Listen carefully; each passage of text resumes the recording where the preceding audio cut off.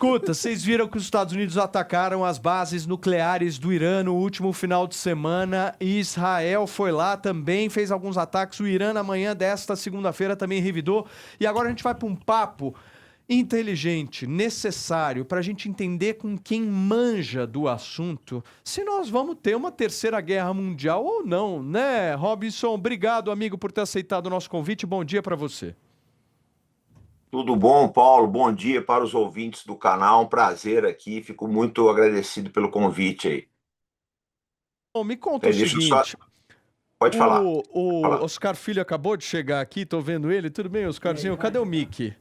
Aí, ó. Olha aí, olha aqui. Você já chega com a pergunta que tem que ser feita, Qual amigo. Vai ter terceira guerra mundial ou não? Já estamos, né? Já Eu tô pensando estamos. na quarta já. E aí, Robinson, responde pra mim isso. Falando sério agora, você acha que existe mesmo o risco de uma terceira guerra mundial?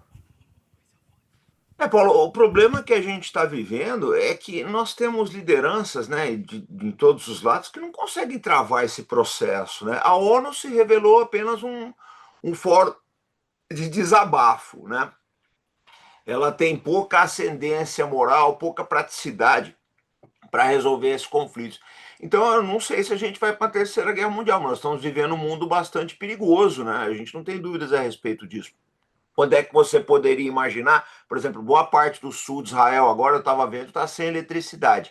Quando é que você poderia imaginar isso, né? Então, assim, um mundo bem complicado que nós estamos vivendo. Ô Robson, se a gente analisar, por exemplo, o tamanho aí dos aparatos militares, eu queria que você pudesse fazer uma distinção pra gente, assim, do ponto de vista do Irã, de Israel e dos Estados Unidos. Nós estamos falando de que dimensão militar desses três países e, na tua visão, o Irã consegue sozinho, de alguma forma, contrapor Israel e Estados Unidos?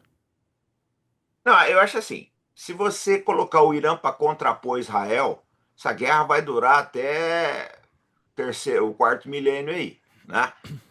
Porque ambos o Irã tem uma força de mísseis muito grande, Israel tem uma boa aviação, essa coisa não vai parar. O problema é que os Estados Unidos entrando na guerra, nós podemos ter uma coisa aí infinita. Porque você tem que olhar uma coisa, Paulo, o Irã é um país enorme. Ele é maior que o nosso estado do Amazonas, para você ter uma base. E tem 90 milhões de habitantes, é quase metade da população do Brasil. Se um país desse resolver resistir, você tem uma guerra infinita. Você não sabe quanto tempo vai durar uma guerra dessa daí. Vamos lembrar da Ucrânia. A Ucrânia é 30% aí, eu diria, do tamanho do Irã. Essa guerra está indo para o quarto ano. Tem um terço da população, a guerra está indo para o quarto ano. Então, assim, as incógnitas são muito grandes. Israel precisa da entrada dos Estados Unidos, tá? O Netanyahu deve ter tido um dos dias mais plenos da vida dele quando o Trump atacou a usina de Fordow no Irã. Então, o cenário é esse aí. Israel sozinho vai ter muitas dificuldades com o Irã. Agora, o problema dos Estados Unidos entrar é o seguinte: se você tiver uma guerra rápida de 30 dias, o Donald Trump se apresenta aí como o vencedor, o homem que acabou com o projeto nuclear do Irã, que salvou Israel, etc. E ele consegue acalmar o eleitorado. Só que se essa guerra se prolongar, onde eu digo prolongar 3 meses, 6 meses, um ano, acabou o governo Trump. Porque ele Esse é o não se cenário que a gente sustenta. tem. Ele não se sustenta politicamente, porque, claro, né? Ninguém gosta de guerra, né? E Não, também e não é só isso. não é o interesse Ó, americano real, né? É o interesse israelense. exatamente. Eu acho que mesmo a sociedade israelense, ela está meio farta disso, né? Está sendo instrumentalizada por um jogo muito maior, que é por petróleo, influência no Oriente Médio, etc. Acho que o israelense médio, se ele pudesse sair de toda essa confusão, ele sairia. Mas a questão, para mim, é o seguinte: vamos supor, ontem o parlamento iraniano pediu que se fechasse o Estreito de Hormuz. Se fechar o Estreito de Hormuz, a gente não sabe para onde vai o combustível. A vida já está difícil. Os Estados Unidos têm uma inflação complicada, né? Então, como é que vai ficar isso daí? Então, e o Trump é aquilo que a gente já sabe, né? Ele é uma pessoa imprevisível, ele não pensa muito para fazer as coisas, né? Ele não gosta de estudar muitos assuntos, ele é midiático. Então, eu diria que a gente está vivendo uma era muito perigosa, né? Os caras tá com medo? Acho que é uma tensão, né? Todo mundo acho que tá meio assim. A gente tá tentando levar numa boa, mas acho que tá todo mundo. Caramba, gente, não para isso, né? É sempre uma. De tempos em tempos essa coisa volta e você fica meio, caramba, mas e aí, né? Eu tô com medo, você não tá, Reis? Mas parece que os Estados Unidos gostam de uma guerrinha também, né? Você acha? Com certeza. Se a gente for olhar a lista de países que os Estados Unidos já entraram em confronto, é muito grande. Parece que faz parte também do DNA americano de entrar nas guerras. Porque qual a necessidade? Outra coisa. Qual a necessidade? Eu te explico a necessidade. Não, mas por quê? É uma guerra dos Estados Unidos? Não, mas veja, aí eu vou pedir ajuda do Robson. Se fosse o Brasil se meter, eu não ia gostar. Vou pedir ajuda do... Não, Brasil, querido, como é que a gente é como é que tá o Brasil na guerra, a os gente não é caras? nada. Eu lembrei daquela vez, lembra que tem uns tanques de guerra com o Bolsonaro? Os tanques saindo fumaça. Como é que tá o Brasil na guerra? Ia ser tipo, sei lá, mano. Escuta, Catástrofe. o Robson, esse ponto do Felipe Reis é muito importante, né? Porque é o seguinte, tudo começa com o argumento tanto israelense quanto americano de que o Irã estava produzindo urânio mais do que o necessário, né? Ali, né? Enriquecendo Coisa urânio. que eles têm, né? Que eles têm, mas assim, a minha pergunta para você é bem objetiva. Para que tanto? Porque eu acho que é isso que chamou a atenção do mundo inteiro, né? Por que o Irã está com tanta produção assim e fez com que os americanos bombardeassem? Me dá a tua visão. Eu acho que essa guerra não tem nada a ver com urânio. Tinha um acordo assinado pelo Obama em 2015, que o Trump rasgou em 2018. Essa guerra tem a ver por influência geopolítica e acesso à fonte de petróleo, gente. E eu tenho muita pena da sociedade israelense, essa é a minha opinião, tá? Tem outras aí, vocês ouçam outras pessoas depois. Mas eu acho que a sociedade israelense está sendo instrumentalizada nessa guerra. Porque você entende, por exemplo, a questão de Gaza. Você entende, dá para entender. Tem reféns ali, mães israelenses, pais estão sofrendo, a gente entende essa situação. Só que a guerra com o Irã, na verdade, foi para salvar o mandato do Netanyahu. Você tem que lembrar que um dia antes, o parlamento colocou ele na parede, ele quase caiu. Né? Não era necessário, para Israel, na minha opinião, não era necessária essa guerra com o Irã. O Netanyahu vem falando há 30 anos que o Irã está desenvolvendo uma bomba atômica. Os Estados Unidos bombardeou a principal instalação do Irã. Não é possível, duas coisas. Primeiro, que um país não consiga produzir uma bomba atômica em 30 anos. Isso é bobagem. Qualquer país que se propõe aí, do zero em 5 anos, ele faz uma bomba. Segundo, se o Irã tivesse uma bomba, ele teria detonado agora. Então, é uma narrativa que, na minha opinião, ela encobre outros interesses. E é uma pena porque quem está sofrendo com isso daí é a sociedade israelense, é o guia de turismo que perdeu o emprego, uma série de pessoas aí fora. Mas eu tenho dúvida. Ainda vocês não me responderam. Por que os caras estavam enriquecendo urânio nessa quantidade? Esse é o ponto. Por quê?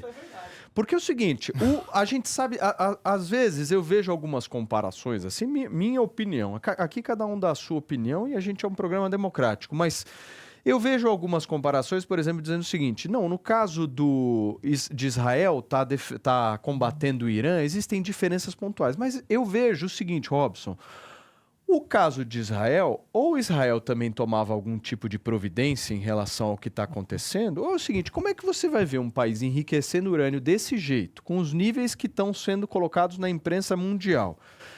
Qual é a razão do Irã? E assim, o ponto-chave da história, que eu acho que é o que transforma a discussão, é Irã tem como missão pública, inclusive, exterminar o Estado de Israel. É público isso. Você concorda comigo? Mas, ao mesmo tempo, Isso Israel público. não assinou o tratado contra guerras nucleares. Posso né? falar uma então, coisa para vocês? Por que não assinou? Não, mas tem uma outra coisa que é o seguinte. Gente, acabou ONU, acabou Conselho de Segurança, acabou... Não existe mais. O que existe é Cada um por si. Twitter. No Twitter, os caras vão lá, digitam o que eles vão fazer. Por favor. Por favor, Desculpe, tá? Vamos atualizar. Desculpa, Oscar. E aí, ô Robson, o que você acha? Assim, me responda, por que o Irã estava enriquecendo tanto urânio assim? Olha, gente, deixa eu falar uma coisa para vocês. Eu nunca entro na argumentação ideológica, porque se a gente for argumentar, você tem argumentos a favor de um, a favor de outro, né? E não dá. A gente pega, por exemplo, em 2003, o general Colin Powell, que até então tinha uma carreira brilhante, ele mentiu diante do Conselho de Segurança da ONU, dizendo que o Saddam tinha armas de destruição em massa. Hoje nós sabemos que não tem. Então, não adianta a gente entrar nisso daí. Os Estados Unidos querem derrubar o regime do Irã e vão fazer de tudo. Se a desculpa vai ser o o projeto da nuclear, se a desculpa vai ser o projeto de foguetes, porque deixa eu falar uma coisa para você que é muito importante, Paulo. O Trump ele tem o raciocínio infantil. É como se atacasse a usina de Ford. Vocês assistiram Guerra nas Estrelas? Não tem aquela cena que eles atacam a Estrela da Morte, ela explode e aí eles ganharam? A guerra com o Irã não é isso. Mesmo que você destrua o projeto nuclear, suponhamos que você consiga, que ele tenha conseguido. Há muitas dúvidas a respeito disso. A força de foguetes estratégicos do Irã é uma ameaça muito maior a Israel. Bairros inteiros de Tel Aviv têm sido arrasados. Então, na verdade, se a gente for olhar bem mesmo, não é o objetivo do Trump, na minha opinião, tem outras por aí, não é o projeto nuclear do Irã, não. É um regime change. Essa que é a verdade. O que é regime change? Me perdoe a ignorância, eu não entendi. O que é regime change? É derrubar o regime e colocar alguém que te é favorável. Por exemplo, vamos supor, você dirige o seu canal, não gosta de você. Perfeito. Né, uma suposição, não gosta de você. O Trump aí a quer gente tirar faz o uma regime. manobra... Hã? O Trump quer tirar o regime, mas não só o Trump, né? Tem vários e vários países querendo tirar o regime, que é uma ditadura. A gente chama de Paulo, a gente chama de geração neocon. De neocons. Os neocons, eles financiaram muito a campanha do Trump, eles estavam presentes tanto no governo Biden quanto no governo Trump, e essa gente, assim, eles têm uma ideia de fazer uma reforma do Oriente Médio. Então, o que eles fizeram? Em 2003, derrubaram o governo do Iraque, em 2013, derrubaram o governo da Líbia, agora em 2024, derrubaram o governo da Síria, derrubaram o governo do Sudão também. O Afeganistão, você sabe como é que acabou, e agora Sim. querem entrar no Irã. A ideia geral dos neocons é uma transformação do Oriente Médio. Mas nós já sabemos, por experiência própria, que todos esses regime change acabam mal. A Líbia está em guerra civil até hoje, exportando refugiados para a Europa. Tem 3 milhões de refugiados sírios em campos na Turquia. Então, assim, não sei se é a melhor saída, né? Mas é como essa gente pensa, né? Nos locais, com certeza, não é a melhor saída nunca, né? Porque é os que mais são prejudicados, as pessoas que estão lá. Porque os americanos estão lá na casa deles, tranquilão, vendo o fogo pegar. Mas assim... quem tá lá no Oriente Médio tá ferrado. É que vou dar minha humilde opinião aqui, hein, Farinazo? Vou dar minha opinião. É lógico. É assim, cada um tem a sua opinião. Eu discordo completamente de vocês. Por quê? Nós estamos falando de um regime absolutamente ditatorial, que oprime mulher, que oprime gay, que oprime minorias. Assim, eu já vi na internet gay defendendo o Irã. Eu falo, meu Deus do céu, pelo amor de Deus. Você pode defender a Palestina. Deixa eu te fazer uma pergunta. Agora, o Irã não dá. Deixa eu fazer uma pergunta, Paulo. Você tá falando do Irã? Desculpa, eu pensei que você estava falando da Arábia Saudita, porque ela faz tudo isso, viu? Pois é, mas esses regimes, ô Farinazo, na minha opinião... Mas é questão religiosa e Ocidente... ideológica, né? Não é ideológica, é uma questão humanitária. Sim. É humanitário. Eu pelo menos penso assim. Sim, mas aí vamos matá-los para resolver isso? Não é matá-los. Vamos tirar ditaduras do mundo. Quanto menos ditaduras no mundo tiver, pelo menos ao meu ver, se fosse melhor. tão fácil, né? Se fosse tão fácil, mas assim... Mas não aí é. que tá. Mas, ô Farinazo, eu penso o seguinte. Se a gente não... tudo bem, ok. Vocês não querem tirar o regime de lá. Beleza. Tô entendendo a posição de vocês. Mas qual é a solução? Deixa tudo como tá? Os caras vão enriquecendo urânio, vão fazendo, tá? Bomba atômica, tal, construindo com a maior liberdade do mundo, infringindo vários e vários tratados, assim, vai deixando. Essa é a proposta? Mas olha só, gente. Explica qual seria a proposta, lugar, Robson. O presidente da IEA, o Rafael Grossi, né? Ele está sendo acusado de ter mentido. Ele mentiu nessa história aí. Já estão abrindo processo para cima dele aí na Europa. Então a situação não é como estão falando. As pessoas falam uma coisa, mas o que está acontecendo é outra. Eu vou te contar uma história.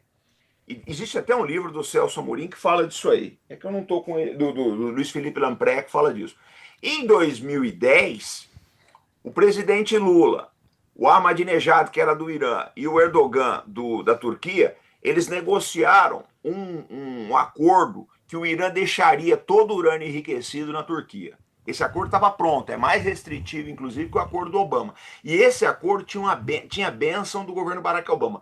Quando o Lula estava voltando de Istambul e pousou em Madrid para reabastecer o avião, eles receberam um telefonema da Hillary Clinton, que era secretária de Estado, torpedeando o acordo.